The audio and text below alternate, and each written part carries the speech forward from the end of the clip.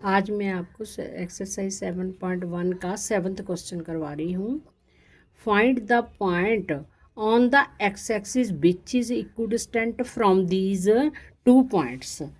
देखो, x axis दे ऊपर लाई कर रहा है पॉइंट P, जो कि जो कि A एंड B से सेम डिस्टेंस पर है। जो पॉइंट P है वो A से भी उतनी दूरी पर है और B से भी उतनी दूरी पर है। हमें पता है कि जो पॉइंट एक्स एक्सिस पर लाई करता है वहाँ एक्स की वैल्यू तो कोई होती है, लेकिन वाई की वैल्यू तो होती नहीं, क्योंकि ये तो एक्स एक्सिस के ऊपर है। इसका मतलब वाई की वैल्यू इसकी 0 है। जो फर्स्ट वैल्यू होती है वो एक्स की होती है और सेकंड वैल्यू वाई की होती है। फर्स्ट वैल्यू तो है क्योंकि ये एक्स एक्सिस पर है, हमने उसको सपोज कर लिया कि ये कोई एक्स है। और y की जो वैल्यू नहीं होगी क्योंकि एक्स एक्सिस पर है, इसलिए उसको हम 0 ले लेंगे। तो पॉइंट के कोऑर्डिनेट्स क्या बनेंगे? x and 0। यही मेन है। अगर आपका पॉइंट y एक्सिस पर लाई करता हो तो वहाँ पर x की वैल्यू नहीं होगी, सिर्फ y की वैल्यू होगी। तो वहाँ पर कोऑर्डिनेट्स क्या बनेंगे? क्योंकि पहली वैल्यू तो x की होती है, x की वैल्यू y एक्सिस पर होती नहीं, इसका मतलब 0 हो गई। y की वैल्यू y बन जाएगी अगर वो y एक्सिस पर है। पर लेकिन इस क्वेश्चन में हमारा पॉइंट तो x एक्सिस पर है, इसलिए इसके कोऑर्डिनेट बने x एंड 0। अब P A and P Q दोनों सेम डिस्टेंस पर हैं। मैंने पी ए में डिस्टेंस फार्मूला लगाया एंड पी बी का डिस्टेंस फार्मूला लगाया। दोनों P A and P B आपस में इक्वल हैं, इसलिए जो फार्मूला पी ए का बना था वो, जो पी बी का बना था वो, दोनों आपस में इक्वल हो गए। और सॉल्व करके x की वैल्यू -7 आ गई।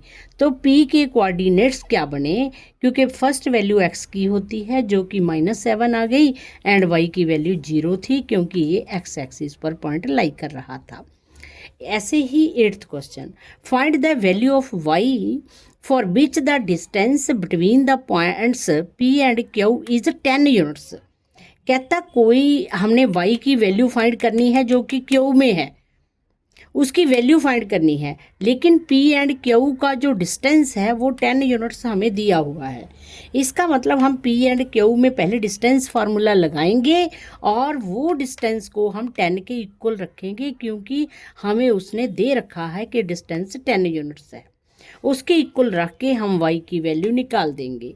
y की वैल्यू मेरे पास आ गई 3 और -9। इस प्रकार जो 9th क्वेश्चन है, 9th क्वेश्चन ने उसने क्या दिया हुआ है कि हमारे पास कोई point P, Q and R, किस प्रकार हैं ये दोनों पॉइंट्स, हमने फाइंड करना है QR की वैल्यू एंड PR की वैल्यू फाइंड करनी है।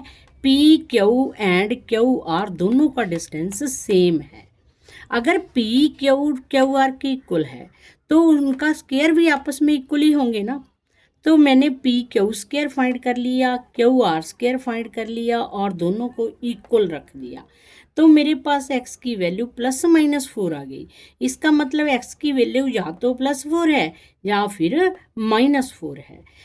मुझे ये इसकी वैल्यू QR और PR की दोनों की +4 के साथ भी निकालनी पड़ेगी और -4 के साथ भी निकालनी पड़ेगी। QR की वैल्यू तो सेम ही आ गई दोनों मेथड से, लेकिन PR की वैल्यू दोनों मेथड से अलग अलग आ गई। एक बार x को मैंने +4 रखा, एक बार x को मैंने -4 रखा।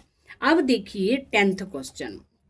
जो 10th क्वेश्चन है, 10th क्वेश्चन में उसने क्या लिखा है कि x एंड y का रिलेशन बताइए। आपको रिलेशन बताना है, जबकि P, Q एंड QR दोनों इक्वल डिस्टेंस पर हैं तो उनके स्क्वायर भी आपस में इक्वल होंगे। इसलिए मैंने पहले P Q का डिस्टेंस फाइंड किया, PR का डिस्टेंस फाइंड किया, उनके स्क्वायर्स को आपस में इक्वल रखा। जब उसको सॉल्व करते करते मेरे पास क्या रिलेशन आ गया x एंड y का, 3x + y - 5 = 0।